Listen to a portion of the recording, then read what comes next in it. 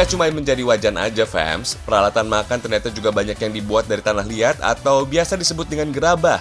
Misalnya piring, teko, atau gelas minum. Maklum, dulu peralatan rumah tangga jarang dijumpai dari kaca atau plastik.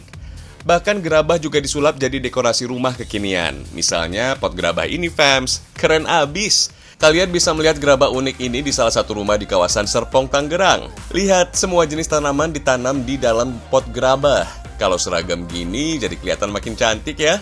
Apalagi kalau tanamannya rajin disiram, bisa makin subur, fams. Gerabah tanah liat memang paling dicari, fams, terutama bagi pecinta tanaman yang nggak memiliki kebun luas. Selain itu, pot tanah liat juga aman dari rembesan air, sirkulasi udara yang baik, dan suhu udaranya tetap stabil. Cara tanamnya juga gampang kok. Pastikan bagian bawah pot berlubang. Masukkan media tanam ke dalam pot, cukup setengah bagian saja, lalu tanam deh. Tekan-tekan agar media tanahnya lebih padat. Kalau kurang, tambah lagi media tanamnya. Biar makin cantik, taburkan batu atau kerikil kecil. Tinggal siram deh. Cantik ya?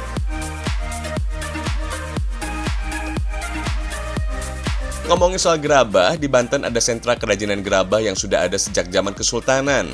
Kemudian diturunkan dari generasi ke generasi. Namanya Gerabah Bumi Jaya. Lokasinya ada di Desa Bumi Jaya, Kecamatan Ciruas, Kabupaten Serang, Banten.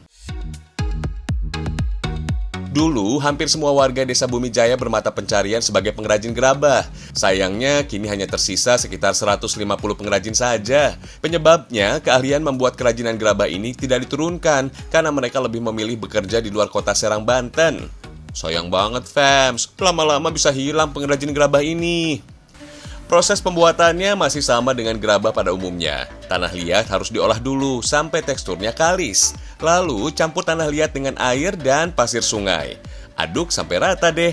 Oh iya, tanah liat ini juga berasal dari Desa Bumi Jaya. Kualitasnya dikenal sangat baik untuk membuat gerabah. Kalau teksturnya sudah pas, baru deh dibentuk dengan bantuan alat tradisional. Kalau di Bali, alat putar ini disebut pengeyenunan. Kalau sudah selesai, jemur deh, fams. Proses jemur ini masih mengandalkan sinar matahari agar gerabah bisa kering sampai ke bagian dalamnya. Kalau sudah kering, tinggal rapikan kembali. Siapa tahu ada bagian yang cacat, jadi bisa ditambal ulang dan dihaluskan kembali, fams. Sekarang gerabah sudah bisa dibakar dengan oven atau pembakaran ladang. Proses pembakaran ladang adalah teknik bakar yang dilakukan di ladang atau lapangan terbuka. Biasanya kayu dan jerami sebagai media pembakaran. Sebelum gerabah ditumpuk, di bawahnya harus ditaruh kayu bakar, fams. Lalu tumpuk gerabah sampai membentuk gunungan. Proses bakar ini butuh waktu 2-5 jam. Wih, lama juga ya.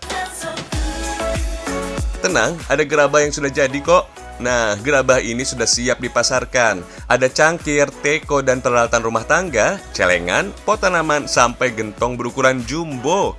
Untuk harganya bervariasi, mulai dari 1.000 hingga ratusan ribu rupiah. Mudah dan bagus, fams.